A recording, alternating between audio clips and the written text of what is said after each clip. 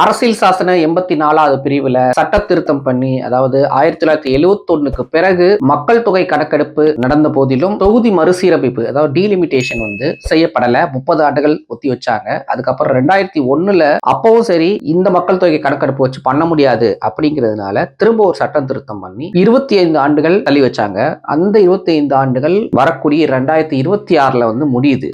ஒவ்வொரு 10 ஆண்டுகளும் மக்கள் தொகை கணக்கெடுப்பு நடத்தியாகணும். 2011 வரையும் மக்கள் தொகை கணக்கெடுப்பு நடந்தது. 2021ல கொரோனா பரவல் காரணமாக மக்கள் தொகை கணக்கெடுப்பை நடத்த முடியலன்னு ஒன்றிய அரசு சொல்லிருச்சு. அதனால 26ல தான் மக்கள் தொகை கணக்கெடுப்பு நடத்த போறாங்க. டீலிமிட்டேஷனையும் 25 வருஷம் தள்ளி வச்சது அதே 26ல தான் முடியுது. அப்படின்னு பார்த்தா மக்கள் தொகை கணக்கெடுப்பு நடத்தி டீலிமிட்டேஷனும் பண்றது தான் பிளான். இப்ப இருக்கிற எம்பிக்கள் எண்ணிக்கை 543.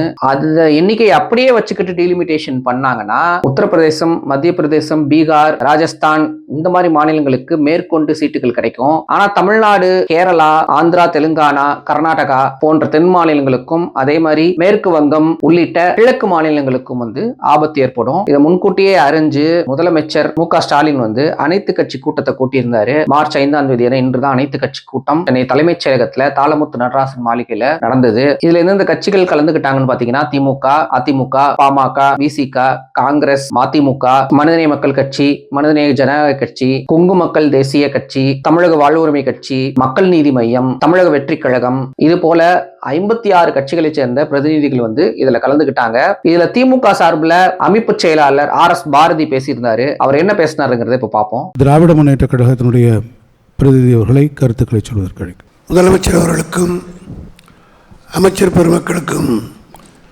திராவிட முன்னேற்ற கழகத்தின் சார்பில் பணிவான வணக்கத்தை தெரிவித்துக் கொள்கிறேன். டிசிஷன் பை டிஸ்கஷன் என்று அண்ணா சொல்லுவார். அதே முகத்தான் தலைவர் கலைஞர் அவர்கள் தமிழ்நாட்டின் முதலமைச்சராக இருந்தபோது இது போன்ற முக்கிய பிரச்சனைகளை அனைத்து கட்சிகளையும் கூட்டி அவருடைய கருத்துக்களை கேட்டு ஒரு நல்ல முடிவெடுத்து மாநிலங்களுடைய உரிமைக்காக குரல் கொடுத்தவர் தலைவர் கலைஞர் அவர்கள்.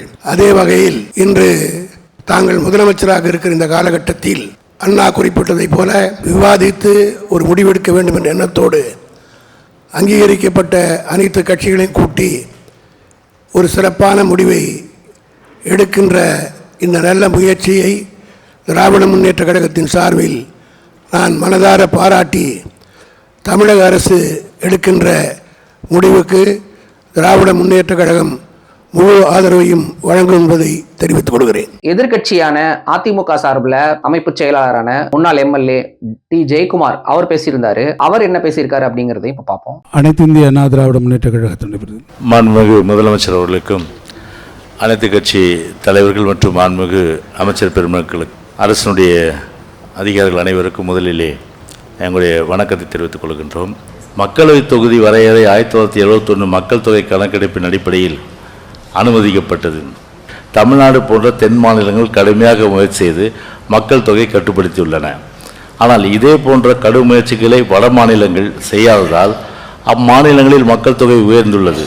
எனவே தமிழ்நாடு போன்ற தென் மாநிலங்கள் தற்போதைய மக்கள் தொகை அடிப்படையில் மறுசீரமைப்பு செய்தால் திறம்பட செயல்பட்டு மக்கள் தொகை கட்டுப்படுத்திய மாநிலங்களுக்கு மக்களவை தொகுதியில் குறைக்கப்பட்டு அது தண்டனையாக அமையும் என வாதிட்டு வருவதால் மத்திய அரசும் இதற்கான முடிவை ஒத்திவைத்து வந்த சூழ்நிலையில் தற்போது மறுசீரமைப்பு முயற்சியை மத்திய அரசு மீண்டும் எடுத்துள்ளது. தற்போதுள்ள 39 நாடாளுமன்ற உறுப்பினர்கள் எண்ணிக்கைக்கு குறையாமலும் தொகுதி மறுசீரமைப்பு செய்யப்பட்ட பின்னரும் இருக்கும்படி நிர்ணயம் செய்தால்தான் மக்கள் தொகை குறைத்த தமிழ்நாடு போன்ற மாநிலங்களுக்கு பாதிப்பை ஏற்படுத்தாமல் அனைவராலும் ஏற்றுக்கொள்ளப்படும் முடிவாக அது அமையும். அல்லது தற்போதுள்ள மொத்த மக்களவை தொகுதிகள் 543 என்பதை மாற்றாமல் ஒவ்வொரு மாநிலத்திலும் உள்ள மக்களவை தொகுதியின் சராசரி மக்கள் தொகை அடிப்படையில் மறுசீரமைப்பு செய்தால் எந்த மாநிலத்திற்கும் பாதிப்பு ஏற்படாது. எனவே இந்த கருத்தை அனைத்து அண்ணா திராவிட முன்னேற்ற கழகத்தின் சார்பில் தெரிவித்துக் கொள்கின்றோம். நன்றி, வணக்கம். இந்திய தேசிய காங்கிரஸ் கட்சியோட சார்பில் தமிழ்நாடு காங்கிரஸ் கமிட்டி மாநில தலைவரான செல்வ பெருந்தகை பேசியிருந்தாரு. அவர் பேசினது இப்ப பார்ப்போம். அடுத்து தமிழ்நாடு காங்கிரஸ் கமிட்டியினுடைய சார்பில் அனைத்து கட்சி கூட்டத்தை கூட்டியிருக்கின்ற மாண்புமிகு முதலமைச்சர், துணை முதலமைச்சர், அமைச்சர் பெருமக்கள், அதிகாரிகள், அனைத்து கட்சி தலைவர்களுக்கு வணக்கம். தமிழ்நாட்டிற்கு ஒரு மிகப்பெரிய ஆபத்தை ஒன்றிய அரசு ஏற்படுத்த முயற்சி செய்து கொண்டிருக்கிறது. இதை முறியடிப்பதற்காக மாண்புமிகு முதலமைச்சர் இந்த கூட்டத்தை கூட்டி முதல் குரலாக தென்னிந்தியாவில் தமிழ்நாட்டுக்காக மட்டுமல்லாமல் தென்னிந்தியாவுக்கும் குரல் கொடுத்த முதலமைச்சருக்கு மனமார்ந்த வாழ்த்துக்களையும் பாராட்டுகளையும் தெரிவித்துக் கொள்கிறோம்.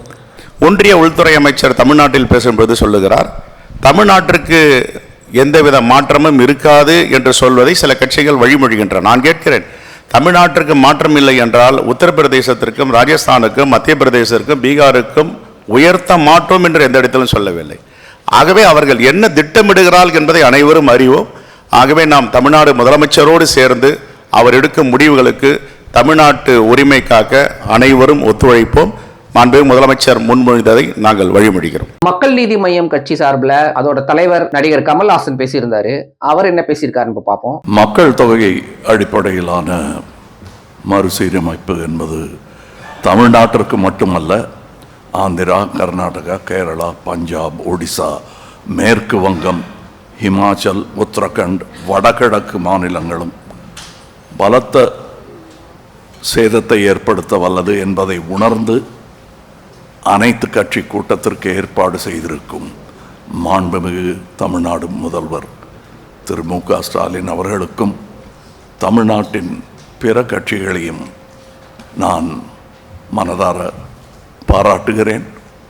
எந்த தேவையும் இன்றி பாராளுமன்ற தொகுதி மறுசீரமைப்பு எனும் பேச்சை யார் கிளப்புகிறார்கள், எந்த நேரத்தில் பேசுகிறார்கள், எதற்காக பேசுகிறார்கள் என்பதும் கவனத்திற்குரியது.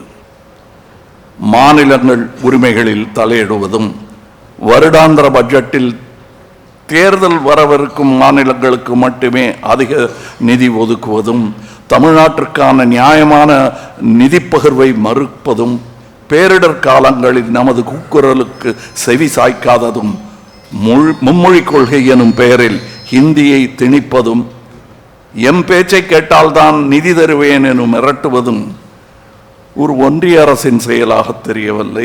இன்றல்ல, நாளை அல்ல, எப்போதுமே பாராளுமன்ற உறுப்பினர்களின் எண்ணிக்கையில் எந்த மாற்றமும் கொண்டு வராமல் இருப்பதே ஜனநாயகத்தையும் கூட்டாட்சியையும் இந்தியாவின் பன்முகத்தன்மையும் காக்கும் என்பதே ஒரு இந்தியனாகவும் தமிழனாகவும் மக்கள் நீதி மையத்தின் சார்பாகவும் வலியுறுத்துகிறேன். பாமக சார்பில் அதன் தலைவரும் எம்பியுமான டாக்டர் அன்புமணி ராமதாஸ் பேசியிருந்தாரு. அவர் என்ன பேசியிருக்காருன்னு இப்ப பார்ப்போம். அடுத்து பாட்டாளி மக்கள் கட்சியினுடைய சார்பாக கருத்துக்கள். மாண்புமிகு தமிழக முதல்வர் அவர்களுக்கும் அமைச்சர் பெருமக்களுக்கும் அனைத்து கட்சி தலைவர்களுக்கும் அரசு அதிகாரிகளுக்கும் பாட்டாளி மக்கள் கட்சி சார்பில் எங்களுடைய பணிவான வணக்கங்கள். பாட்டாளி மக்கள் கட்சி பொறுத்தவரை இந்த கூட்டம் அவசியம் அவசரமும். அதற்கு முக்கிய காரணம், சமீபத்தில் மத்திய உள்துறை அமைச்சர் அவர்கள் கோவையில் நாங்கள் மறுசீரமைப்பில் தமிழ்நாட்டிற்கு ஒரு தொகுதி கூட குறைக்க மாட்டோம் என்று அழுத்தம் திருத்தமாக சொன்னார். ஆனால் இதே கருத்து உத்தரப்பிரதேசம், பீகார் போன்ற வட மாநிலங்களுக்கு நாங்கள் எவ்வளவு உயர்த்துவோம் என்று சொல்லவில்லை. இதிலிருந்து என்ன தெரிகிறது என்றால், மத்திய அரசு அவர்களுக்குள் இந்த மறுசீரமைப்பை பேசிக் கொண்டிருக்கின்றார்கள் என்று தெள்ளத் தெளிவாக தெரிகிறது. அதனால்தான் இந்த கூட்டம் அவசியமானது. முதல்வர் அவர்கள் இதை அத்தனை தென் மாநில முதலமைச்சர்களை நேரிலே சந்தித்து இது ஒரு அழுத்தம் தொடர்ந்து இதை சட்ட ரீதியாகவும் அரசு ரீதியாகவும் கொடுக்க வேண்டும் என்று எங்களுடைய பாட்டாளி மக்களுடைய கருத்தாக நாங்கள் சொல்கின்றோம். விசிக சார்பில் அதன் தலைவரும் எம்பியுமான திருமாவளவன் என்ன பேசியிருக்காருன்னு இப்ப பார்ப்போம். மக்கள் தொகை அடிப்படையிலே நாடாளுமன்ற தொகுதிகளுக்கான மறு வரையறை மேற்கொள்ளப்பட்டால் தமிழ்நாடு உள்ளிட்ட தென்னிந்திய மாநிலங்கள் பாதிக்கப்படும் என்கிற முன்னெச்சரிக்கை உணர்வை மேற்கொண்டு இந்திய அரசின் கவனத்தை ஈர்க்க வேண்டிய பொறுப்புணர்வோடு இந்த கூட்டம் நடைபெறுவது நம்பிக்கையை அளிக்கிறது. 50 மாநிலங்களை கொண்ட ஒரு தேசம் அமெரிக்கா. 100 ஆண்டுகளாக ஒரே எண்ணிக்கையைத்தான் அவர்கள் தக்க வைத்துக் கொண்டிருக்கிறார்கள். அங்கேயும் இதே பிரதிநிதித்துவ ஜனநாயகம்தான் நடைமுறையில் இருக்கிறது. எனவே நம்முடைய முதல் நிலைப்பாடு எண்ணிக்கையை மாற்ற வேண்டாம், இதே எண்ணிக்கையை நடைமுறைக்கு கொண்டு வர வேண்டும், அதை தக்க வைத்துக் கொள்ள வேண்டும் என்பதாகத்தான் இருக்க வேண்டும். எண்ணிக்கை சமநிலை மாறக்கூடாது. 39 இடங்கள் நமக்கு இருக்கின்றன. எண்ணிக்கையை மாற்ற வேண்டாம் என்பதில் நாம் உறுதியாக இருப்போம். அதையே தொடர்ந்து வலியுறுத்துவோம். மாண்புமிகு முதல்வர் அவர்கள் தென்னிந்திய மாநிலங்களை ஒருங்கிணைப்பதற்கான ஒரு கூட்டு நடவடிக்கை குழுவை அமைக்க தீர்மானத்தை முன்மொழிந்திருக்கிறார். அதாவது நாடாளுமன்ற உறுப்பினர்களை கொண்ட ஒரு கூட்டு நடவடிக்கை குழு. அது முதற்கட்டமாக தேவையானதாக கருதுகிறேன். எனவே அந்த கூட்டு நடவடிக்கை குழுவையும் விடுதலை சிறுத்தைகள் கட்சி வரவேற்கிறது, ஆதரிக்கிறது. மதிமுக சார்பில் அக்கட்சியோட பொதுச் செயலாளரும் எம்பியுமான வைகோ என்ன பேசியிருக்காருன்னு இப்ப பார்ப்போம். அனைத்து கட்சி கூட்டத்தினுடைய தலைவர், தமிழகத்தின் முதலமைச்சர், அருமை சகோதரர் மாண்புமிகு தளபதி ஸ்டாலின் அவர்களே, வணக்கம். தொகுதி மறுசீரமைப்பு தென்னிந்திய மாநிலங்களுக்கு மிகவும் பாதகத்தை ஏற்படுத்தும் சாத்தியக்கூறுகள் அதிகம். மக்கள் தொகை அடிப்படையில் நாடாளுமன்ற தொகுதிகள் மறுவரையறை செய்யப்படும் போது மக்கள் தொகை வளர்ச்சி குறைவான தென்னிந்தியாவுக்கு மக்கள் தொகை வளர்ச்சி அதிகமாக உள்ள வட இந்தியாவுடன் ஒப்பிட தொகுதிகளின் விகிதாச்சாரம் குறையும். பாஜக ஆதரவு பசுவளைய மாநிலங்களில் கவுபெல்ட் இருக்கும் தொகுதிகளின் எண்ணிக்கை அதிகரிக்கும். இன்று கலந்து கொண்ட அனைத்து அரசியல் கட்சிகளும் மிக பொறுப்போடு இதிலே பங்கேற்றிருக்கின்றன. இனிமேல் வருகிற காலத்தில் வராத கட்சிகளும் கூட வருவதற்கு முயற்சிக்க வேண்டும். மாநிலத்துக்குள்ளே தானே கட்சி நடத்துகிறார்கள். ஆகவே இந்த முயற்சியை முழுக்க முழுக்க மறுமலர்ச்சி திராவிட முன்னேற்ற கழகம் முதலமைச்சருடைய நடவடிக்கைகளை வரவேற்கிறது. கொங்கு நாடு மக்கள் தேசிய கட்சியோட தலைவரும் சட்டமன்ற உறுப்பினருமான ஈஸ்வரன் என்ன பேசியிருக்காருன்னு பார்ப்போம். முதலமைச்சர் அவர்கள் தீர்மானம் நிறைவேற்றி இருப்பது போல தொகுதிகளை அதிகப்படுத்துகிறார்கள் என்று சொன்னால் நமக்கான அந்த விகிதாச்சாரம், பாராளுமன்ற பிரதிநிதித்துவ விகிதாச்சாரம் 7.2%. அதே போல எல்லா மாநிலங்களுக்கும் உண்டு. அந்த சதவீதத்தில் எந்த விதமான குறைவும் வரக்கூடாது. தொகுதிகளை அதிகப்படுத்தும் பொழுது தமிழ்நாட்டுக்கு 7.2% இப்ப இருக்கிற அந்த விகிதாச்சாரம் அதே போலத்தான் இருக்க வேண்டும். அதை உறுதி செய்வதற்கான தீர்மானம் நிறைவேற்றப்பட வேண்டும். அதை நான் வரவேற்கின்றேன். மாண்புமிகு தமிழ்நாடு முதலமைச்சர் அவர்கள் கொண்டு வந்திருக்கிற அத்தனை தீர்மானங்களையும் கொங்கு நாடு மக்கள் தேசிய கட்சியின் சார்பாக நான் வரவேற்கின்றேன். எடுக்கின்ற அத்தனை நடவடிக்கைகளுக்கும் நாங்கள் துணையாக இருப்போம் என்பதை கூறி நிறைவு செய்கிறேன். வணக்கம். தமிழக வாழ்வுரிமை கட்சியோட தலைவரும் சட்டமன்ற உறுப்பினருமான டி வேல்முருகன் என்ன பேசியிருக்காருன்னு இப்ப பார்ப்போம். நான் சார்ந்திருக்கின்ற தமிழக வாழ்வுரிமை கட்சியின் சார்பாக முதற்க நன்றி கலந்த வணக்கத்தினை உரித்தாக்குகிறேன். எந்த அரசுகள் ஆண்டாலும் மாநிலங்களை, குறிப்பாக தென் மாநிலங்களை, அதிலும் குறிப்பாக தமிழகத்தை வஞ்சித்து தான் இருக்கின்றன. ஆனால் கடந்த கால அரசுகள் செய்த பிழையின் காரணமாக இன்றைக்கு நாம் இந்த நிலைமைக்கு தள்ளப்பட்டிருக்கிறோம். இதை ஒரு காலத்திலும் ஏற்றுக்கொள்ள முடியாது. இன்றைக்கு மிகப்பெரிய பாதிப்பை நோக்கி தமிழ் சமூகம் சந்தித்துக் கொண்டிருக்கிறது. ஆக இது போன்றான ஒரு கருத்துக்களை அல்லது இந்த அனைத்து கட்சி கூட்டத்தினூடாக ஒரு எச்சரிக்கை உணர்வை ஏற்படுத்துவதற்கு மாண்புமிகு முதலமைச்சர் பரிசீலிக்க வேண்டும் என்று கேட்டு மாண்புமிகு தமிழக முதலமைச்சர் அவர்கள் நாடாளுமன்ற தொகுதி சீரமைப்பு உள்ளிட்ட மாநில மக்களின் உரிமைகளை காக்க நடத்திய இந்த அனைத்து கட்சி கூட்டம் சரியான நேரத்தில் சரியான ஒரு முடிவு. பாராட்டுக்களும் வாழ்த்துக்களும் நன்றிகளும். இவங்க தவிர 56 கட்சிகளோட பிரதிநிதிகளும் தங்களோட கருத்துக்களை முன் வச்சாங்க. தமிழக வெற்றி கழகத்தின் சார்பா கட்சியோட பொதுச் செயலாளர் புஷி ஆனந்த் கலந்துகிட்டாரு. அவர் என்ன பேசியிருக்காரு அப்படின்னா, இந்த நேரத்துல இந்த மறுவரை என்பது தேவையற்றது அப்படின்னு இருக்காரு. அது இல்லாம தமிழ்நாடு அரசு என்ன முடிவெடுக்குதோ அதற்கு இந்த விஷயத்துல மட்டும் உடன்பட்டு நிற்போம் அப்படின்னு சொல்லியிருக்காரு. முன்னதா முதல்வர் பேசும்போது என்ன சொல்லியிருந்தாரு அப்படின்னா, இப்பிரச்சனைய இதோட விட முடியாது, தென் மாநில கட்சிகளையும் நம்ம ஒன்றிணைக்கணும், அதன்படி தென் மாநில நாடாளுமன்ற உறுப்பினர்கள் அடங்கிய ஒரு கூட்டுக்குழு ஏற்படுத்தணும் அப்படின்ட்டு ஒரு தீர்மானத்தை முன்மொழிஞ்சிருக்காரு.